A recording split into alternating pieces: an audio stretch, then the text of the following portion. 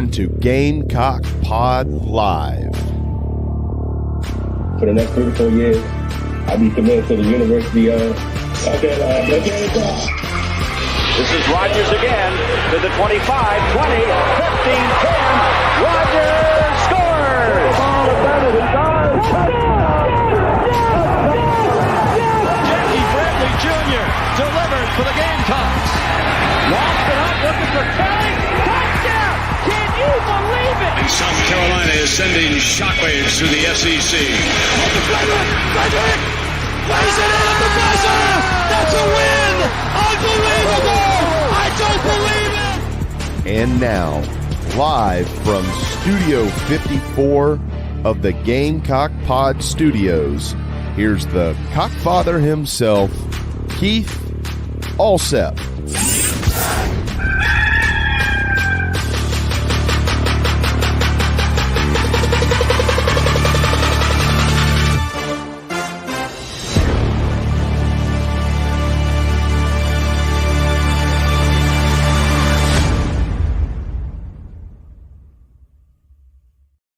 All right, everybody, welcome into Gamecock Pod Live for October. Look, slipped up. For Cocktober the 30th, Gamecocks looking to begin November like they ended Cocktober with a win over a big name opponent, that being the Texas A&M Aggies, who will roll into town on Saturday. We've got a great show for you today. In just a couple of minutes, we'll be joined by my good friend from Go Gamecocks and the State, the incomparable Jordan Kaye.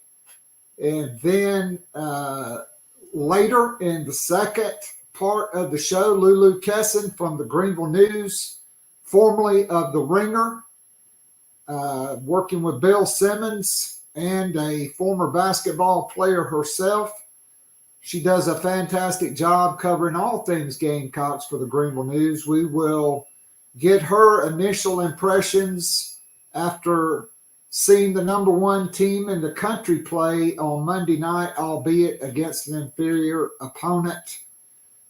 We will talk to her and maybe get a little Gamecock football as well. Craig, top of the morning to you, my friend, as we jump into our Nana's Porch news, notes, and headlines brought to you by the award-winning full-service catering company servicing the greater Charlotte, Fort Mill, Rock Hill, Lancaster area. I'm talking about Nana's Porch, your go-to for all your catering needs, whether it's a banquet, a wedding, a corporate event, or the big backyard bash with the whole hog barbecue. Nana's Porch has got you covered. So go to the website, nanasporch.com. That's NANASPORCH.com. Get in touch with my good friend, Chris Payne. Tell him the Cockfather sent you. And now, for the first time, you can order online Nana's Porch award-winning pimento cheese. It'll be delivered to your front doorstep, free shipping. If you live in the Carolinas and you order it today, you're getting it on Friday, just in time for that Gamecock tailgate or your watch party.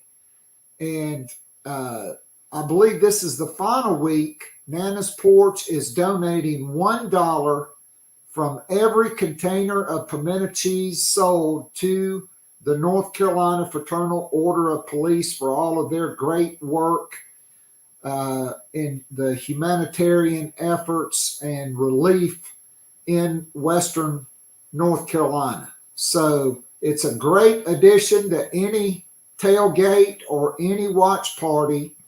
You've got the Smoky Jalapeno, last year voted number one in the meat and cheese category by the North Carolina Specialty Foods Association. The Great Regular Flavor voted number two, and 2 years ago voted number one in the meat and cheese category by the North Carolina Specialty Foods Association.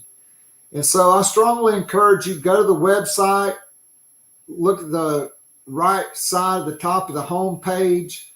Click on pimento cheese. It'll take you to a hyperlink where you can order it. It's simple. It's easy. It comes delivered right to your front door in a styrofoam box packed with dry ice to keep it nice and fresh. And so this week, order Nana's Porch pimento cheese. Order some extra. $1 from every container sold will go to the North Carolina Fraternal Order of Police.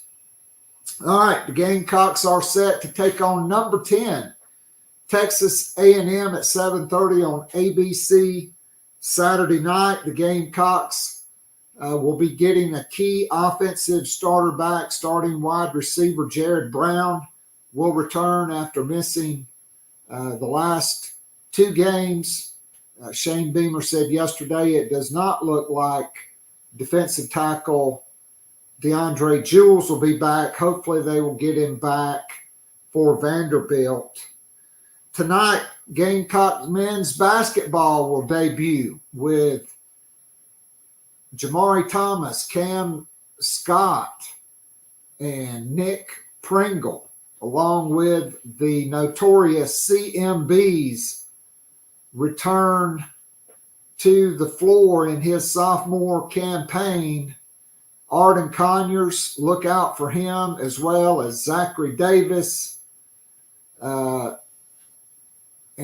Jordan Butler. This is going to be a deep team. Jacoby Wright is back. So get out. No TV, radio only.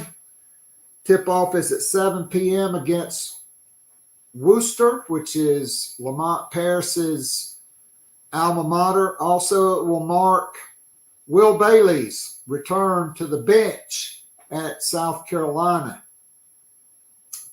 All right, on Monday night, South Carolina's women won their second exhibition game, 126-42 over Division II foe Clayton State.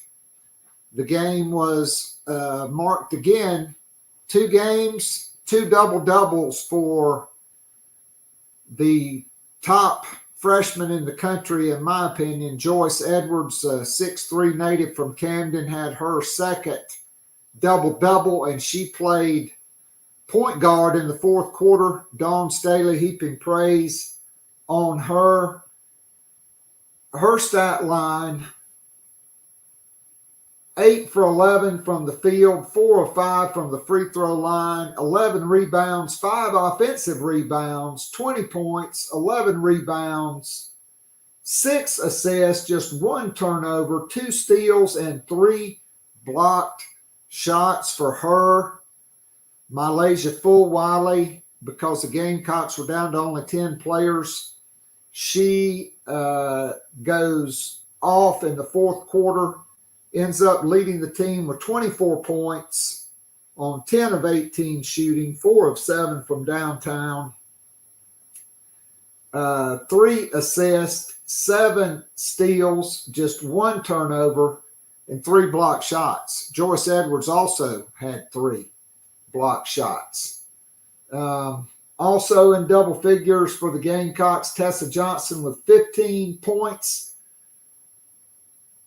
Adele Tack came off the bench for 13 points in less than 13 minutes, 3 of 5 from the field, 7 of 10 from the free throw line, 7 rebounds and 2 block shots for the 6'6" freshman who's still shaking off the rust, folks. She's going to be something else. Tahina Powpow, she also had 13 points. She was 4 of 7 from the field and 3 of 6 from downtown. Gamecocks, 11 of 32 from 3. I can't ever remember a South Carolina team taking 32 threes in a game. Maybe they did it against somebody they were blowing out last year and I missed it, but that's a lot of threes, and Dawn Staley likes it.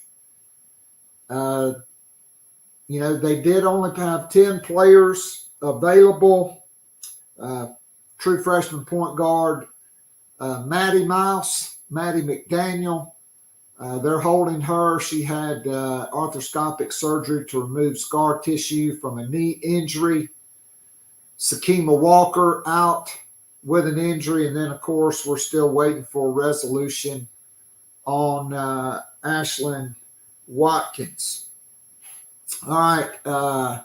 Nick Emanwari yesterday was named to the named as one of 15 semifinalists for the Jim Thorpe Award, which is the award given annually to the nation's top defensive back. Emanwari, I feel like, will be a finalist for this award. He's having a phenomenal season. The 6'3", 227-pounder from Irmo leads the SEC and is tied for 5th nationally in interceptions with 4, and is one of only 3 players nationally in the country with a pair of pick sixes, both on the road at Kentucky and at Oklahoma. And if Kyle Kennard would have been a little bit smarter, Emanwari would have 3 pick sixes, and the Gamecocks would be 5-2, and also ranked inside the top 25. Good morning, Dr. Cooper. Glad to have you in with us. The award will be given on November 26th.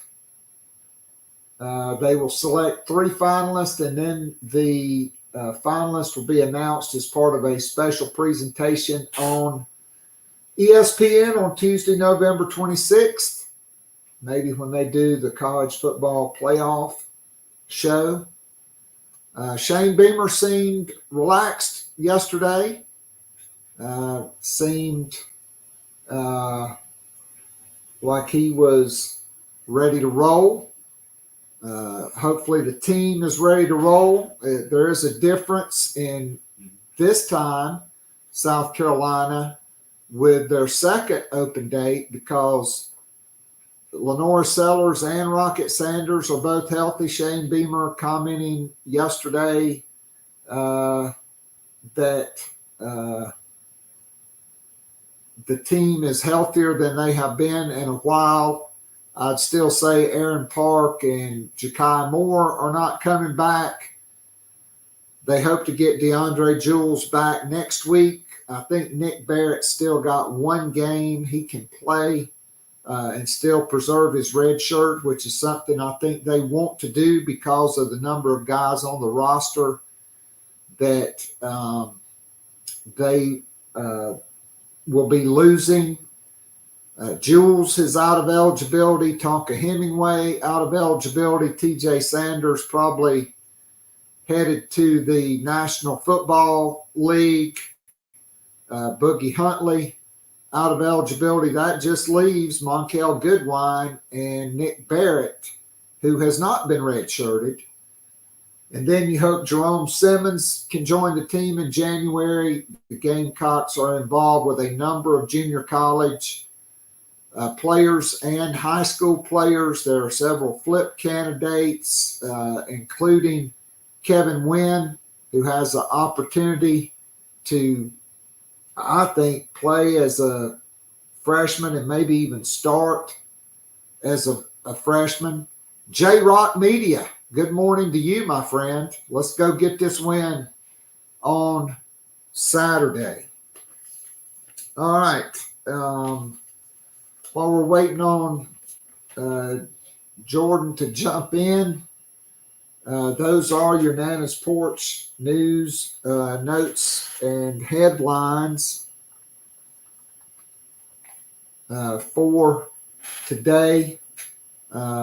Again, this is a big recruiting weekend weekend for the Gamecocks. Wide receiver Donovan Murph will be in. Shane Beamer let it be known yesterday that Alshon Jeffrey will be in attendance. You're also going to have all of your other local wide receiver commitments: Brian Rowe, Malik Clark, Jordan Gidron, Jaden Puppy Sellers. They're all going to be there. I think they want to get Donovan Murph on his official visit for that environment, and with an all-time Gamecock great who chose to stay home when he could have gone to Southern Cal. He had been committed to Southern Cal since June prior to his senior season. I also think you can expect probably some surprise visitors, flip candidates. The Gamecocks have offered a number of guys in recent days and weeks. Offensive lineman Kevin P. from Lancaster, who's been committed to Georgia Tech.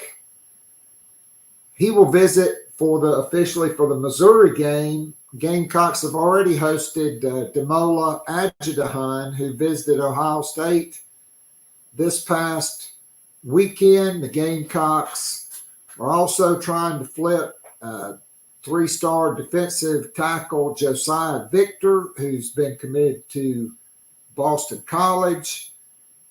Kevin Wynn, as I mentioned, Georgia Tech. Three-star center Jimmy Bryson, who plays at the Baylor School for Eric Kimry. He will make his official visit to South Carolina this weekend. Junior college defensive lineman Kelton McHale, 6'2", 300, from Jones County Community College in Mississippi. He will make his official visit to South Carolina this weekend. If the Gamecocks push for him, I think they can get him. Also returning this weekend, LSU commitment and tight end from Hammond in Columbia, Mike Tyler, will be there. I think the Gamecocks have a great shot at flipping him.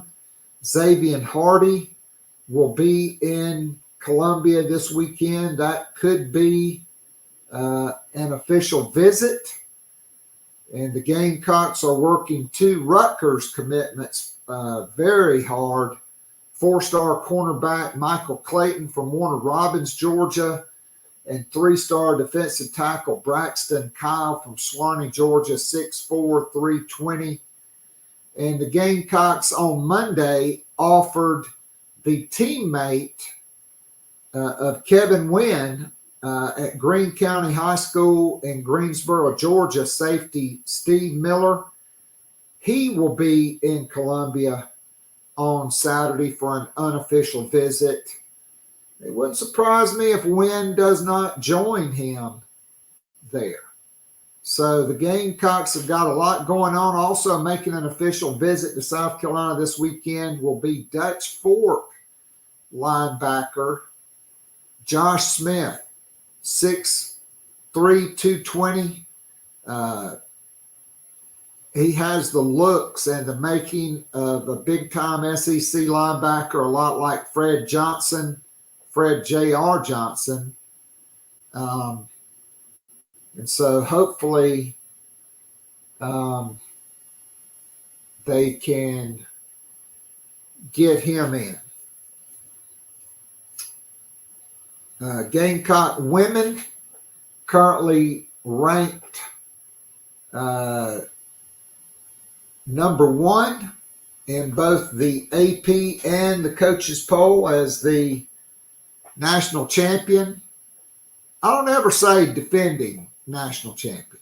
Everybody says that, okay? But you can never you're not defending your national championship because you can't defend it. You've already won it. Obviously, South Carolina still looking down on the rest of the nation. 27 first place votes in the AP, 27 first place votes in the coaches poll. UConn gets 2 votes for number 1 in the AP, 3 in the coaches poll. Southern Cal with Juju Watkins and super transfer Kiki Iriafen, they get 1 first place vote each, and they come in at number 3. Texas is number 4. UCLA and Notre Dame come in at 5 and 6. They flip in the 2 polls. LSU 7. Iowa State, NC State come in at 8 and 9. Oklahoma 10. Duke and Baylor 11 and 12. So let's just look at South Carolina's opponents in the top 11. Okay, they play UConn in Columbia in February. They'll play Texas twice. They play at UCLA in December. They will face LSU at home. They'll face NC State in Charlotte. They'll play Oklahoma, and they will play Duke as well. So how many is that? 1, 2, 3, 4, 5, 6, 7 games against the top 11 teams in the country. And there are more SEC teams ranked in the poll as well. Ole Miss at 20, Kentucky at 22, and Alabama at 24. That's 3 more top 25 opponents. Dawn Staley not shying away. The game on Monday night will be the season opener. It will be at 7:30. And it will be on TNT. When the game was first announced, it was going to be on ABC. It's the Hall of Fame Kickoff Classic. And the Gamecocks will face Michigan, historically one of the top 10 teams, or one of the top teams in the Big Ten. All right, so in the Nana's Porch chat box, J-Rock Media says, do y'all think they will start Connor Wegman or Marcel Reed? I think they're going to go with Reed. Maybe they play both. Maybe they go with Wegman because he's not a freshman. Reed is a freshman. It's going to be the most hostile environment Texas A&M has played in all season. I wish they weren't playing Reed because I think the Gamecock defense could feast off Connor Wegman because he's just really kind of been ordinary all season long. Marcel Reed is a different animal. I mean, he ignited Texas A&M's offense in the second half of that game. They trailed LSU 17-7 at the half. They made the decision, Mike Elko, to go to Marcel Reed, and they outscored LSU 31-6. Running the football, Reed only attempted 2 passes, but he's so good in the zone read, waiting till the last second to decide whether to give it or pull it. Most of the time, you're already tackling the running back and he pulls it and he's off to the races. J-Rock, I do agree. On the flip side, this will be a different deal for him. Okay. He's not going to be playing in front of a friendly home crowd. He's going to be playing at night in what Shane Beamer described should be an insane atmosphere. And, we'll ask Jordan Kaye about that, who joins us. Jordan, welcome in. Thank you. Hope all is well. So quickly, I want to get your take because I was in Norman. I know you were in Norman.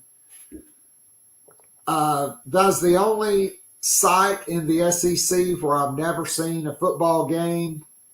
What an unbelievable stadium, and the tradition, the Heisman Alley, all 7 Heisman Trophy winners, the statue of all 3 Selman brothers, the press box with all their national championships, their 50 conference championships, 167 All-Americans, 36 bowl championships, etc. But, man, the Gamecock defense got cranked up early and often, and I don't think anybody could have thought it was going to be 21-0 with still over 10 minutes to go in the first quarter. Your thoughts? No, that was the best possible start South Carolina could have ever had. And it kind of took a weight off the offense of, hey, we don't have to go up and put 20 points on them. We don't have to score 3 touchdowns. And that was exactly what South Carolina needed. I mean, you're playing a team that you're far better than. And this is kind of the first time since Kentucky where South Carolina, played a team and just dominated them from start to finish. So they need to do that. If, don't get these games to the fourth quarter, dominate them from the start. If they did that versus LSU, perhaps that's a different story. I mean, South Carolina, I don't think their 2 blowout wins are both on the road in the SEC. Yeah, which is weird. They lost a game they had no business losing to LSU, but, Lenora Sellers did miss the second half of that game. I think we see that was certainly a factor. They would not let Ashford throw the football. Yeah. Also, some very questionable calls. The Alabama game, South Carolina, the costly turnovers. I thought the big thing at Oklahoma, even though South Carolina, let's call it like it is. The second half was a clunker on offense. It looked like they just were going to run it up the middle or try to throw the ball deep. They didn't turn it over, and the offense, give them credit. They did go down 41 yards and score the touchdown. They did have the beautiful drive before the half with the great play design by Dow Loggins, showing a counter off that triple option look. And Joshua Simon was wide open. I was sitting in that end zone.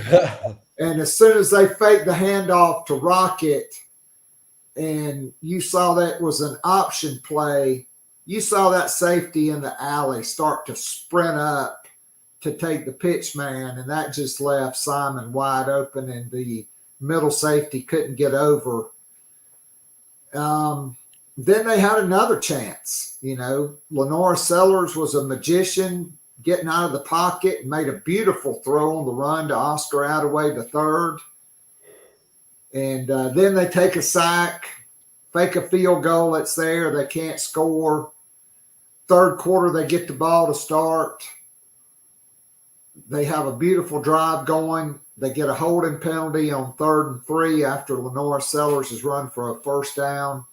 They just sputtered the rest of that half.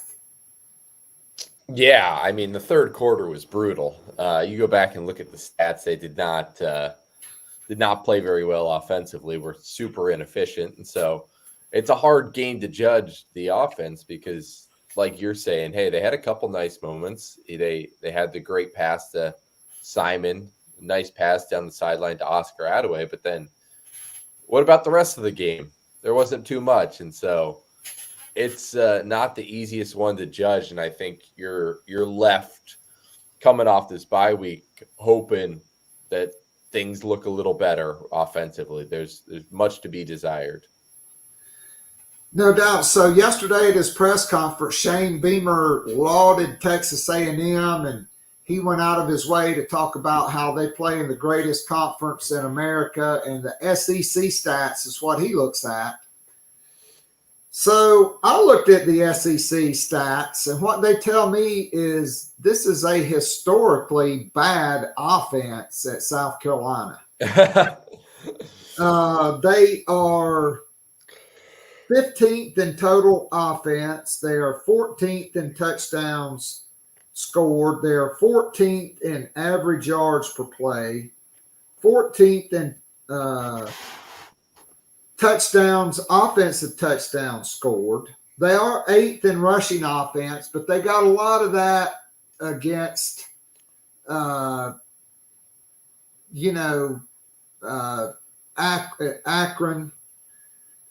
Yards per carry, they're 14th. They are 13th in pass offense, 14th in pass completion, 16th in passing yards, 15th in third down conversions, 16th in first downs, and they've only played 7 games. Oklahoma's played 8. Oklahoma's allowed more sacks than South Carolina, but South Carolina, heading into the open date, was dead last in sacks allowed and next to last in tackles for loss, like close to 70 tackles for loss this offensive line has given up. And so this game looks like it's going to be the matchup of the defenses. I mean, this could be a lot like Oklahoma, where turnovers could decide it, because Oklahoma statistically is a great defense. They are good. Oklahoma, but still good. Neither team had 300 yards of total offense. And I think for South Carolina, for me, they're going to have to compete in the explosive play category. They're going to have to win on third down, and their offense, they're going to have to figure out a way to run the ball. You asked the question, Shane Beamer said he wasn't going to answer it. They done anything differently? I mean, I hope for God's sake they have worked on some different things offensively, because quite frankly, they've been pathetic. They've made an extraordinary talent in Rocket Sanders look very pedestrian, and they really don't give Lenore Sellers a chance to do what he does best. They coach him to stay in the pocket too damn long. What do you think they need to do differently? I don't know exactly what the recipe is, but okay, let's look back a year ago. Clayton White was on the hot seat a little bit. They were coming off the brutal loss to Florida, lost to Missouri, lost to Texas A&M, and I think Shane Beamer probably went to him and had to come to Jesus of, hey, what are we got to figure something out. And all of a sudden, Clayton White starts running the 3-3-5 more. And after South Carolina gave up 35 points a game in October that year, they only give up 16 points a game in November. So something happened, obviously, that week. And I'm kind of wondering, okay, this is a bye week. Did Shane Beamer go to Dowell Loggins and say, hey, we got to fix something. We got to figure something out. We got to change up something. Maybe he did, maybe he didn't. But you're right. I mean, there's got to be some sort of change, because you can read through all those stats and it's not good enough. And we're in November at this point. Well, I guess in 2 days we'll be in November. Like, you are who you are as a team, and you got to change that a little bit. I mean, something's not going to just appear out of thin air unless there's a drastic change. So I think number one for me, Dowell Loggins has got to understand he's not coaching Jay Cutler or any of the other horrendous NFL quarterbacks that he coached. He's coaching a guy that's 6'3", 242 pounds, that when he's in the open field, he's a lot like Cam Newton. He's a running back that can also throw the ball. And by the way, he's pretty damn good throwing the ball when he gets outside the pocket, because he's a really smart young man and has a high football IQ, and he's scanning the field to be able to find somebody. I mean, don't you think they do that a little bit with the triple option stuff they run? Well, I mean, they did it once. Yeah, I also they don't run any bootlegs. They don't run any designed. No, that's the one for rollouts. That's where I totally agree with you, because there are some where it's hard to judge because they've got these triple options, and it's hard for me to know, should Sellers have just kept the ball? Should he have thrown the ball in this situation? Sometimes I'm never positive if he's making the right read versus the play call. But you're right. The bootlegs is the one thing that I'm just kind of shocked they don't run more of. I mean, you watch the NFL on Sunday, the best quarterbacks in the world are running bootlegs all the time. And it's just a way of, hey, we're just cutting the field in half. Like, I don't want my redshirt freshman quarterback to survey the entire field. I want him to just have to think about half of the field. So let's bootleg him out. It also is a nice way of, like, hey, your offensive line isn't going to have to block that as much. If they're only blocking, one side of the field, get him out of the pocket early. I am shocked they haven't run more of that stuff. Perhaps that's the antidote they're going to show against Texas A&M. But I'm with you. I think I remember writing that a couple weeks ago of, hey, this offensive line is not going to miraculously get better. You're going to have to start doing things that just buy Sellers time. And bootlegs is the one easy thing you would think, or rollouts or something like that. So, yeah, it is a little surprising they don't run that a ton. I mean, I also think with the return of Jared Brown, and Craig points this out in the Nana Sports chat box, you see them run a lot of motions, but you don't see the speed sweep, jet sweep action, because even if you fake it, there's still a lot of things you can do. Yeah. With misdirection. I think they could look at personnel. Let's bring in Lulu Kesin, who also covers Gamecock football for the Greenville News, and get her take on it. Lulu, I mean, the definition of insanity is doing the same thing over and over again, expecting a different result. And this is the same place where we are, where Shane Beamer was 2 years ago with Marcus Satterfield, who the Nebraska fans were elated when they got him. And now they're seeing that he absolutely sucks as a play caller, and they want him gone. And Dowell Loggins in year 2 with better playmakers, with more offensive linemen, with an NFL running back, and with a very athletic quarterback, the offense is a dud for the most part. They got to change something. You were at that press conference yesterday. Yeah, I agree with both the points that have been made. I think that overall, South Carolina's offense has just been so inconsistent. It's hard to really figure out what their identity is, especially in the Oklahoma game where there wasn't really much offense at all in the entire second half because of the score. And I honestly don't know how much of that was Dowell's decision or anything like that. But I think just with South Carolina in general, like the Alabama game was sort of this peak of potential, especially with Lenore Sellers and him being finally healthy and getting to use both his arms and his legs. And it's now just sort of like, okay, where are they actually going to go from there? Because the Oklahoma game was their next opportunity to build off of that. But it was just this like lopsided defensive performance that kind of outshined the offense. So I think honestly, November is now the true test for what this offense can be and sort of what Dowell Loggins can do with it, because all the excuses of inexperience or youth or just gelling and lack of chemistry that Dowell used in the beginning of the season is kind of out the window by November and by this point. So I'll be curious to see what changes are made, because you can't beat Texas A&M with no offense, and you certainly can't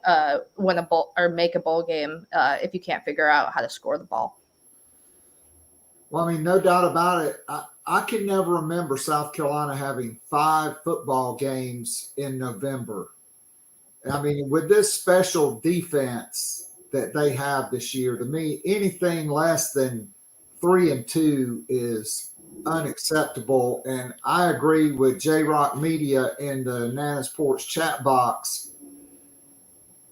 Lenora Sellers does not need to be running a pro-style offense. I mean, Dial Loggins did work with Kendall Briles, okay, who had Rocket Sanders and a guy who was also 6'3", 240 pounds, KJ Jefferson.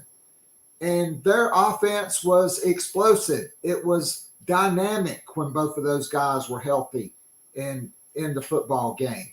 And it seems like they're doing none of that. Sean Elliott and the true zone read run game, none of that. They're wasting him away coaching the tight ends. And so, Jordan, I know you got to get out of here, but give us 3 keys for South Carolina for this weekend. At night, it will be South Carolina's only SEC home night game. Shane Beamer said he expects the crowd to just be insane. That was his word. I think last year against Kentucky, it was nuts. I was down on the field for the pregame. That was the Darude game. Oh, yeah. There's a lot on the line for South Carolina. They have momentum. They don't need to squander it, though, and lay an egg like they did the last time they were coming off an open date. Yeah, the last 2 times, because last year was the Florida one, too. 3 keys. Yeah, I know. Sorry to bring that back. You got to stop, at least just limit Texas A&M's run game. I mean, they have one of the best rushing attacks in the country. If you add the quarterback in there, that gets even tougher. And, it's hard with South Carolina's defensive line with the rushing attack because you basically just want Kyle Kennard and Dylan Stewart to pin their ears back and go after the quarterback. But Texas A&M is going to run the ball a lot. It neutralizes them a little bit, and they can't, get their sacks and stuff. But the big one, though, on offense, you can't turn the ball over. I mean, this is going to be a close game. I think we all think that if it goes well, it's probably a close game. If South Carolina fumbles the ball twice, loses 2 fumbles, throws a couple interceptions, probably you're not doing that and winning the game. I mean, that's about it. And then they've got to have explosive plays, like just 1 or 2, hit a 40-yard pass, something, a Rocket Sanders 50-yard run. I mean, when they got up in that first half against LSU, it was because, Lenora Sellers had a long run and they were getting explosive plays. I mean, since then, it's you're relying on South Carolina to have 15-play, 8-minute drives, which is possible. It's just hard to do that over and over again against a really good defense. So they're going to need some explosive plays to at least just take the burden off the offense a little bit. Yeah, so since Rocket Sanders, was it 66-yard touchdown run against LSU? Yeah. What's his longest run, like 14, 15 yards? I think Sellers had like a 30-yarder, but yeah, by a running back, it's probably less than 20. Yeah. No bueno. Well, Jordan, no bueno. Thanks Thank you, for Keith. joining us, and hopefully we can catch up with you down the road. Look forward to your great coverage at Go Gamecocks, and I think if the Gamecocks can do those 3 things and get Marcel Reed, who's a freshman, or if they go with Connor Wigman, I think the Gamecocks can feast off him. He has been very pedestrian this year, not living up to the 5-star status. I don't know if he's got arm issues still, but when Texas A&M made the switch at halftime, they were down 17-7. They outscored LSU 31-6 in the second half, and Reed only had to throw 2 passes, but dynamic in the run game. And Texas A&M's defensive front pressured the hell out of LSU and forced Garrett Nussmeier to throw a bunch of interceptions. So the over-under is 44.5 for a reason. It should be a low-scoring game. Thanks again, Jordan. We'll look forward to catching up with you down the road. All right, Lulu. First time on the YouTube show, formerly of The Ringer, my guy Bill Simmons. The Book of Basketball, it's a basketball encyclopedia. Boston Celtics homer, even though he lives in LA now. And they have so many different podcasts. I can't keep up with the rewatchables and everything else. But now you got to see firsthand on Monday night the number one team in the country and the reigning national champion. I never say defending national champion. Coach Kaye, when I used to attend his coaches clinic every year, he said, we are never defending a championship. We're pursuing the next one because you can't come and take the trophy from us. It's ours. We won it. There's no replay of that season. And so South Carolina now in pursuit of their fourth national championship under Dawn Staley and their pursuit of being the first team since UConn to go back-to-back and win national championships. I know they were playing an inferior opponent, but your first time inside CLA and watching this team in person, even though they only had 10 players, by the way, probably other than Ashlyn Watkins, their 10 best players, just your impressions of what you saw. Yeah, like you said, obviously Clayton State is a Division II team, but I was most impressed with the way South Carolina was almost imperfect. I thought that even though the score was 126-43, South Carolina, they had some rough patches, whether that was just a little bit sloppy on defense, kind of lazy in transition, or just a little bit of shooting issues or a shooting drought.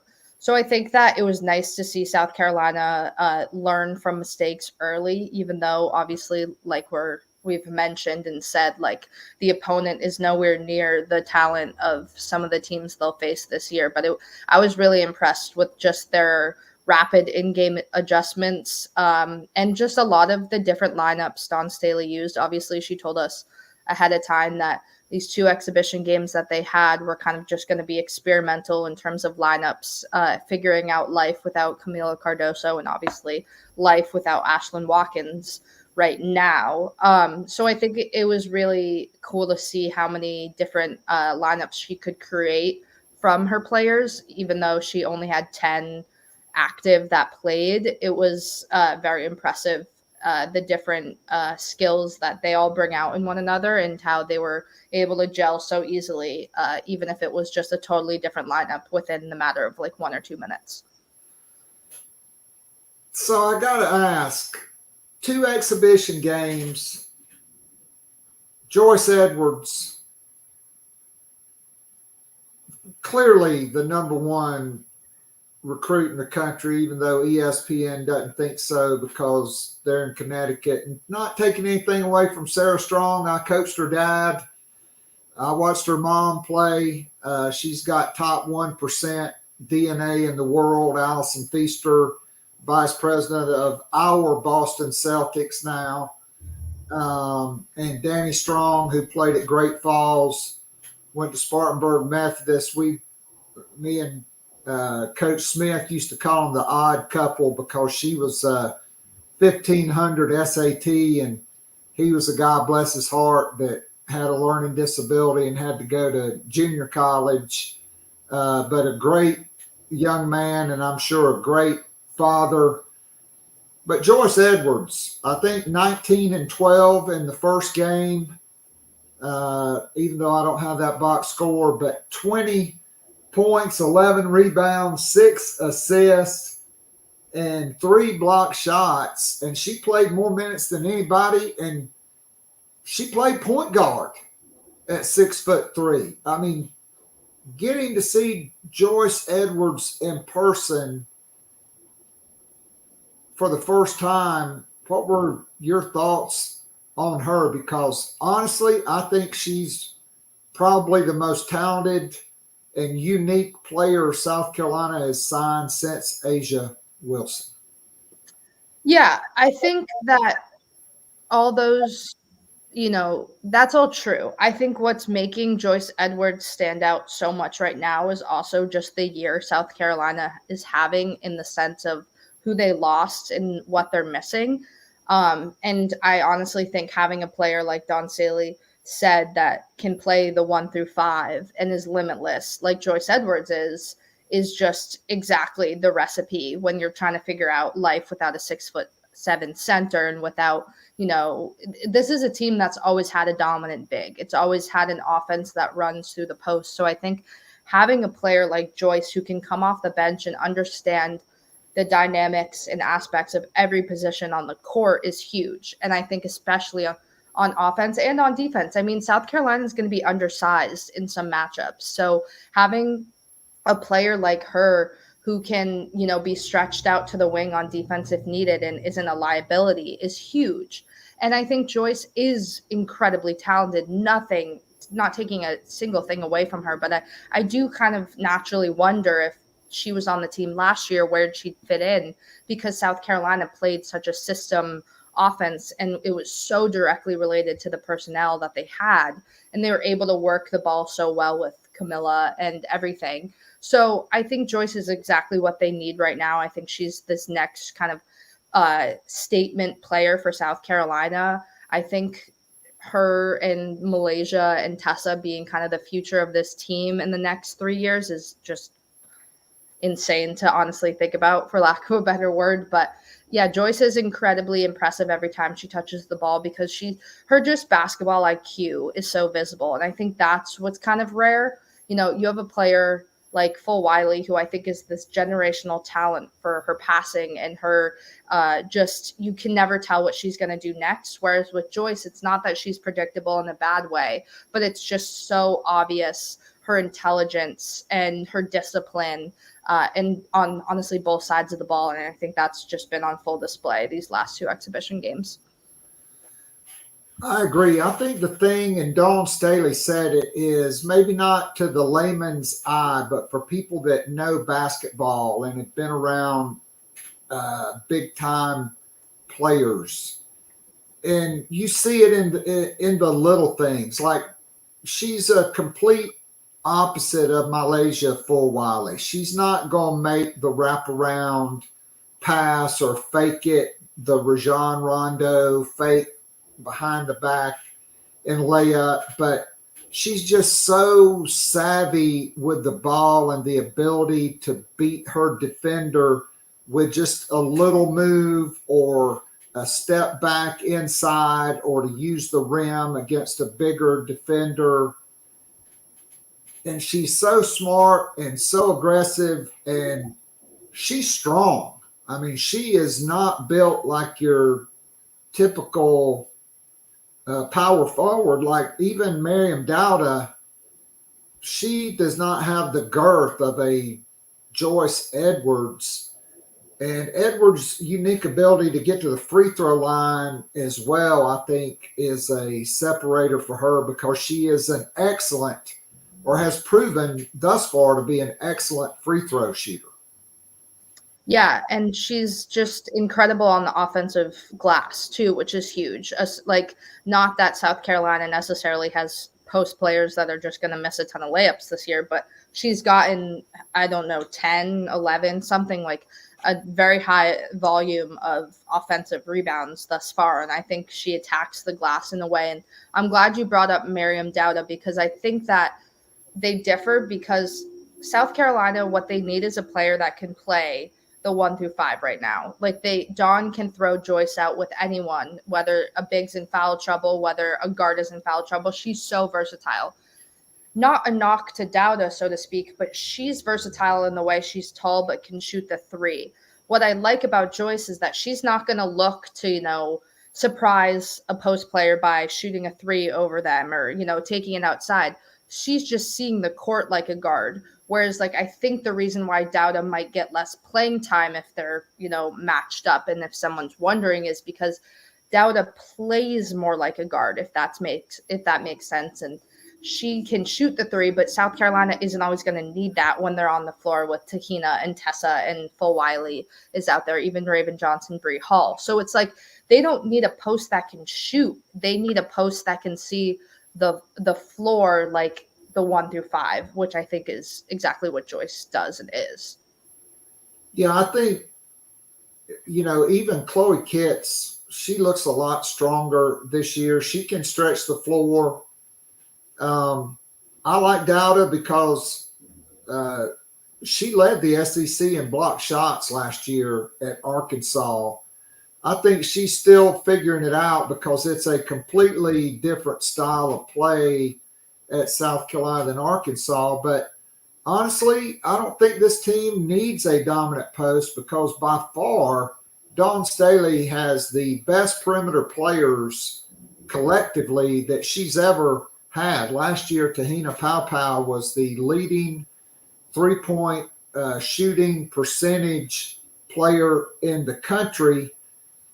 She seems to have really worked on her athleticism and defense. Dawn Staley bragged on her for how she's really defending in practice and in games. And then you have these super sophomores in Malaysia Fulwiley and Tessa Johnson, who we've already seen in big game after big game, them knock down shots. I mean, Tessa Johnson led the team in scoring the national championship game and the Elite Eight game to get them to the Final Four.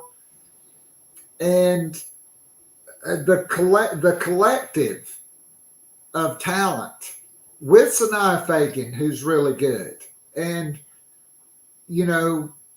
I also want to get your impressions of Adele Tack, who we know is still shaking off the rust, but 13 points in less than 13 minutes, 3 for 5 from the field, 7 of 10 from the free throw line, 7 rebounds and 2 block shots. She has the makings, according to Dawn Staley, of being that dominant big. And I'm interested to see when they pair her with Miriam Dowda at times, because I think they complement each other's games very well. And when Ashlyn Watkins comes back, she does add a dominant post presence. She had 20 rebounds in a Final Four game, and she can dunk the ball. She's done it in 2 games. So, do you see any weakness in this team? Weakness, no. I would say potentially, I think defense, it's going to be way more about how the guards play defense than the post players, even in matchups where they're playing, like a Lauren Betts or someone that just has so much size, because South Carolina has one of the best perimeter defenders in college basketball in Raven Johnson. She's going to guard the fastest and most skilled passer on the floor and make it very difficult for them to insert the ball into the post, which is exactly what you would ask for in a player in that position. And I think with having kind of the discipline on defense on the perimeter with Johnson and Bree Hall, that there's less pressure on the posts than maybe there were last year if Cardoso was, going one-on-one with Angel Reese. And that was the story. That was the focus. So, you mentioned Adele Tack earlier, and I believe Dawn, and I trust Dawn. Dawn knows more about Adele Tack than I do, but I'm just so nervous when she takes the floor because of her injuries. When she played, I felt like I was holding my breath a little bit, because when you hear about someone's potential so much, it's and they're recovering from injuries, just naturally, you're just okay, take it slow, because who wants to see a player get hurt ever? So I am excited for Adele to gain more in-game experience. I think she's going to make an impact. I think Dawn was kind of alluding to her when she said earlier, we have post players with a lot of potential. They just haven't played enough. So that's a lot of pressure to put onto them. So when that pressure actually goes on to Adele Tack, I'm curious. But at least for right now, I think a weakness is just potentially some matchups are going to be harder for South Carolina than they were last year by nature of just the unknowns and the lack of familiarity. And it's a matter of how quickly can they adjust in the game. But I wouldn't even worry about that being a weakness because I think South Carolina has proven that they can play with anyone, beat anyone. But do I think they'll lose a game this year? Yeah, but I don't think that takes away from anything that they can do or will do. I mean, I agree, and certainly they will be tried and tested. UConn, number 2 in both polls. That game will take place in February. They'll play Texas, who is number 4 in the polls. They'll play them twice, both in Austin and in Columbia. They will play at number 5, UCLA. They will host number 7, LSU. They will play NC State early in the season in a neutral site game. In Charlotte, number 10, Oklahoma. They will face an SEC play, and they will play number 11, Duke, in the SEC ACC Challenge. I think that's going to be 7 games against top 11 opponents because they play Texas twice, and then you have Ole Miss at 20, Kentucky at 22, Alabama at 24. The Gamecocks will play all of them. This team will be tested. Iron sharpens iron, and Dawn Staley's never been one to back away from a strong pre-conference schedule, and they've got it again. But I just think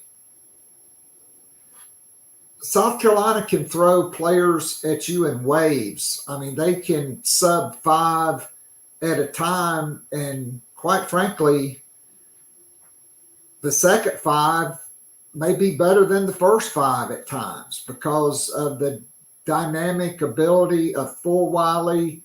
Tessa Johnson is a phenomenal player, and then Joyce Edwards. I mean, I knew she was great.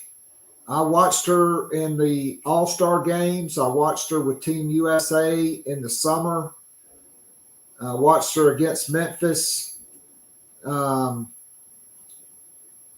she is uniquely talented, and this pre-conference schedule will do nothing but sharpen all these players' skills and give Adele Tack time to shake some more rust off and get ready for SEC play, where I think, 12 to 14 minutes, that may be about it for her. But, I mean, if she goes in and gets, 10 points and 8 rebounds and 3 block shots, I think you'll take that this season. I mean, she is 6'6", and nobody's going to push her around in there, I don't think. Yeah, and I think that just speaks to what makes Dawn Staley, the coach that she is. It's like, how do you manage minutes with a roster of just 13 of the best players in college basketball? Like, Dawn Staley's proving she can do it, and I think this year is even more of a test than last year because, like I said, last year just felt so traditional in a good way, and it was just so clear who was doing what, and everyone was doing their job, and that's what made them successful. And so it's like, it's fun this year that Dawn gets to experiment a little bit more, but it's also just speaks, I think, to kind of how she's just this master of minutes.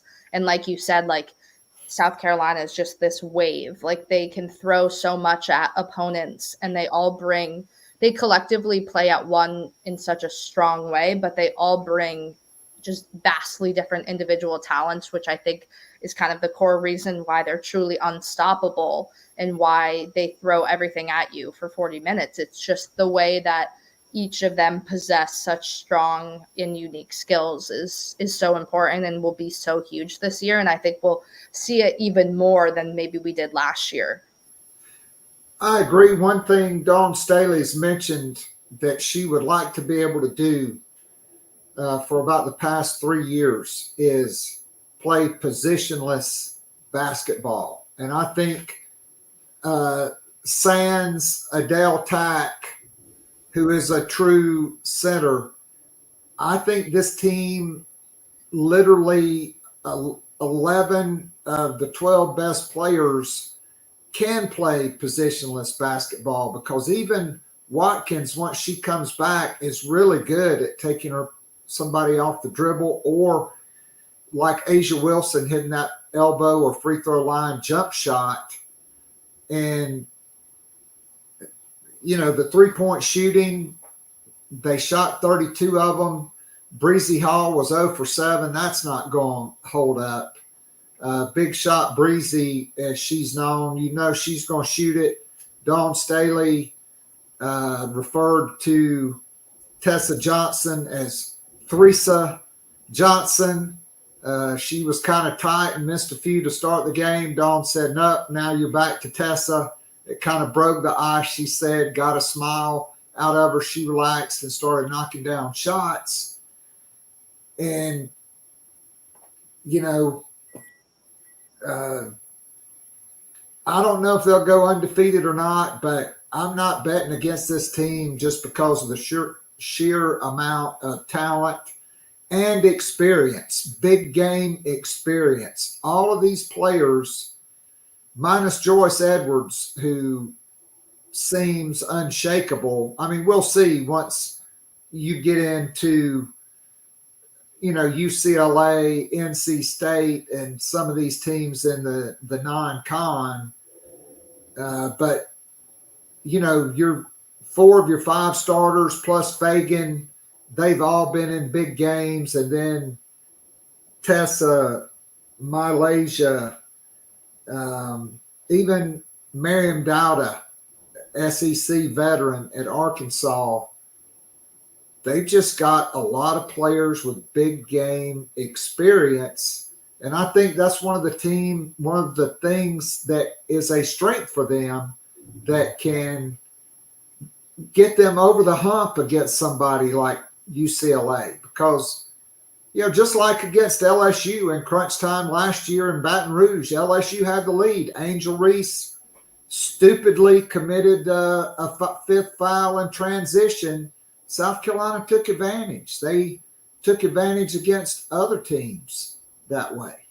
Now, they almost blew big leads in the NCAA tournament a couple of times as well. But to quote Steve Spurrier, big-time players make big-time plays in big-time games. Raven Johnson knocking down the big 3 late in the Indiana game, making the big steal right before half and laying it in against Caitlin Clark and Iowa. That completely turned that game. Really, her defense on Clark turned that game after the first quarter. But that play kind of signified it. Breezy Hall hitting a big 3 against LSU on the road at UCLA, at Stanford last year, or maybe 2 years ago. Big 3, South Carolina trailed the entire game, took it to overtime and won. They have the experience now to where they will not, there's no situation where they're going to be panicked. Yeah, I fully agree. And I think that's what frustrates me with people trying to, be different in these like preseason polls or giving these takes and trying to find a reason to not put South Carolina at number 1. And I'm just like, they're 38-0. They deserve to be number 1 until they lose a game or until they prove otherwise. And there's been no indication since April 7th that South Carolina has any reason to not at least start the season in the number 1 spot in women's college basketball. No doubt. I mean, look, UConn and Southern Cal, they returned probably the top 2 National Player of the Year candidates, and Paige Beckers, a former National Player of the Year when she was healthy, before Gino played her way too much and caused some injuries. And Juju McDowell, is that right? No, he plays football. That's football. No, you're good. Sorry, wrong. Yeah. Brain fade. Juju, though, she's the Will Rogers of basketball. She's never met a shot she doesn't like. I I'm interested to see how that works with Kiki Irioff and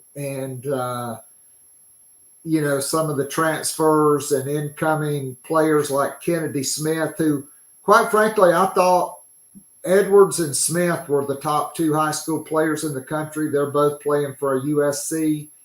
I would put Strong third. So we'll see. UConn got 2 votes in the AP, 3 in the coaches poll. Southern Cal 1 vote each. I'm not really mad at them because, hey, Camila Cardoso is gone. Ashlyn Watkins is suspended. Go ahead. Give them the number 1 vote. We'll see when the games start. I mean, basketball's a tournament sport. All that matters is who's left standing at the end. And I think South Carolina's got more rounds in the clip than anybody else. So we'll see. All right, so before I let you go, we asked Jordan, we talked a little football. Obviously a huge game for South Carolina, taking on a top 10 opponent Saturday night, 7:30, a sellout inside Williams-Brice Stadium. It's going to be bonkers. I'm just going to tell you. I mean, the light show at night with the crowd being hyped for a big-time opponent, that's going to be a treat. The bookies think this will be a low-scoring game. You've got 2 of the better defenses in the country and in the SEC, and you got a mediocre offense in Texas A&M and a historically bad South Carolina offense that has figured out to make just enough plays. I mean, Dow Loggins will dial up 3 or 4 plays in a game. You'll think, man, what a great play design. But then it's just like, well, we're just going to run it up the middle, or we're going to, keep Lenoris in the pocket. I made the reference to Man on Fire with Denzel Washington, the swimming, right? Like little Pita. She was the fastest in the water, but she couldn't get off the blocks. She was scared.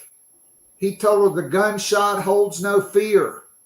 In fact, it is the sound of the gun that sets you free. And Dowell, you are not coaching Jay Cutler. I mean, maybe he's the one that ruined Vince Young. I don't know, because that dude was certainly the most dynamic quarterback I'd ever seen when they played Southern Cal in that national championship game.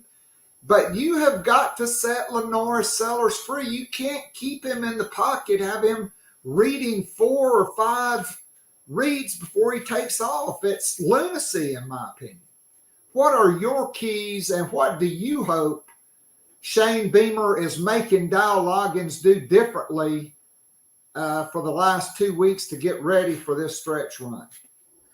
Yeah, I think South Carolina has to take advantage of the fact that Texas A&M is like one of the worst teams in the SEC at defending like the passing game. And just if South Carolina doesn't utilize that, I think it's just really poor coaching.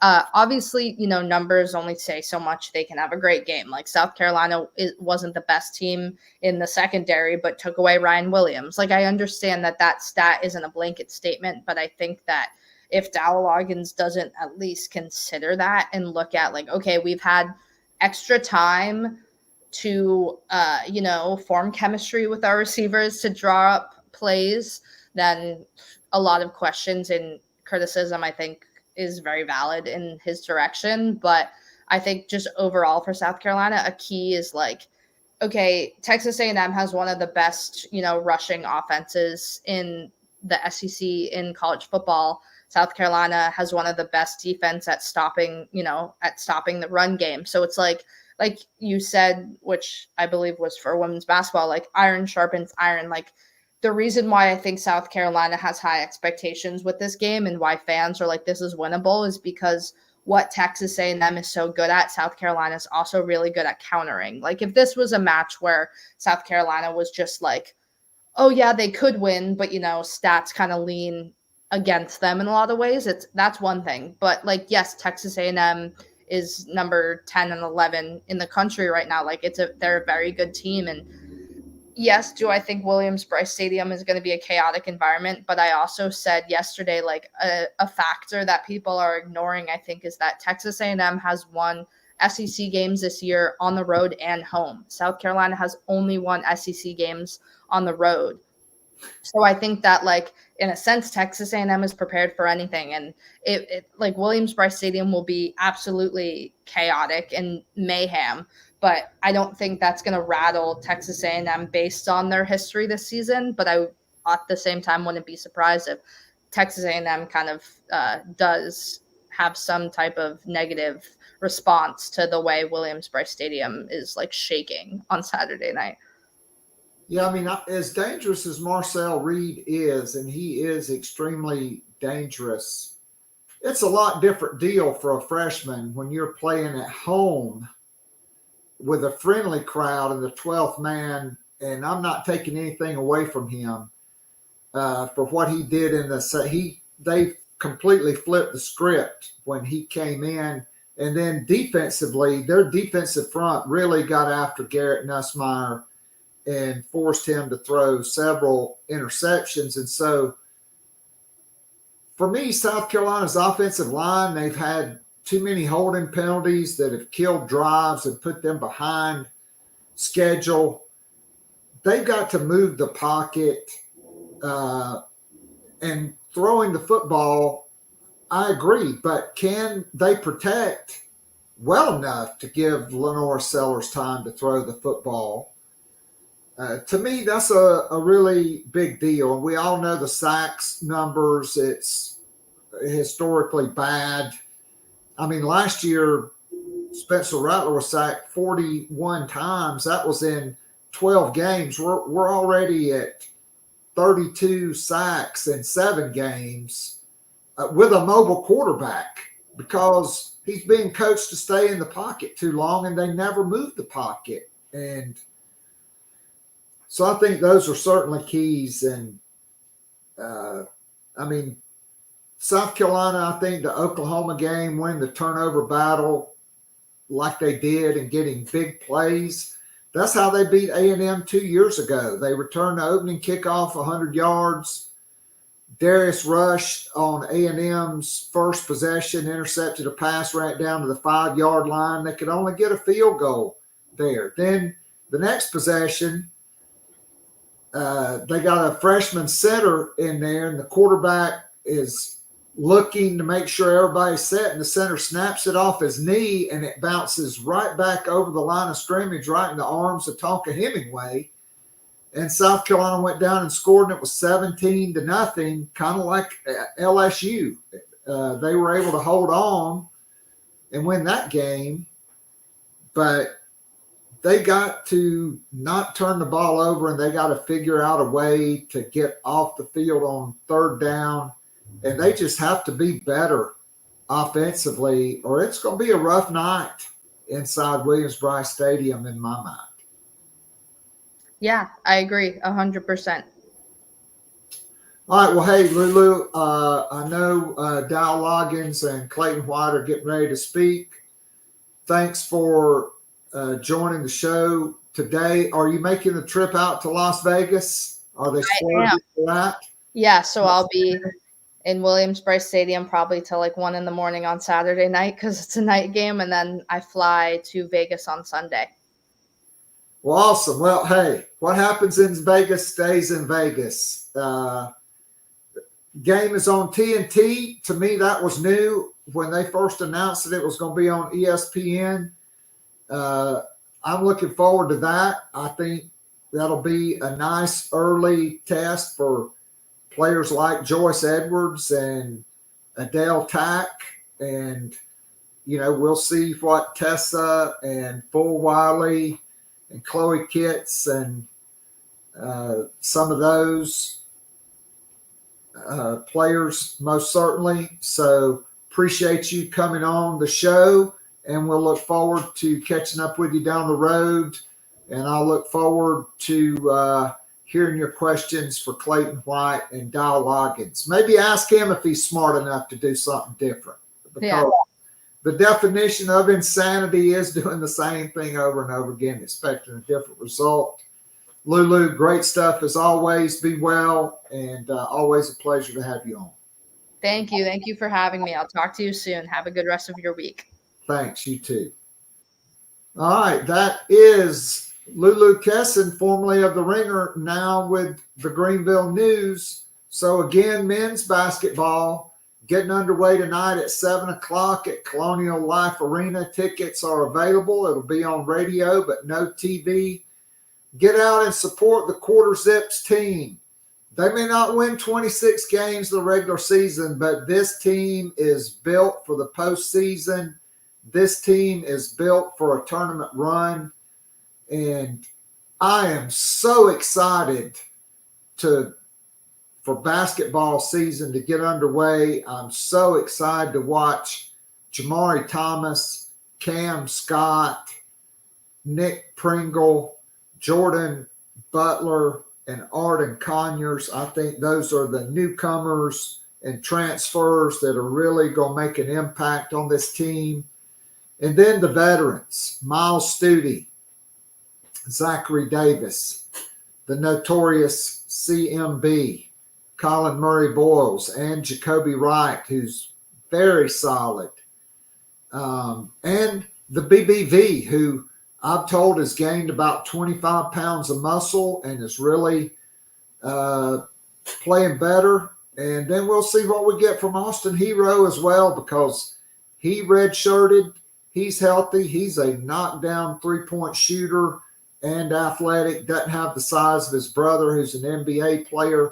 But I think we'll have a role. And my man Morris Ugasuk, looking forward to seeing him take a step, because he's bigger, he's stronger, he's more experienced. This is a deep, talented team.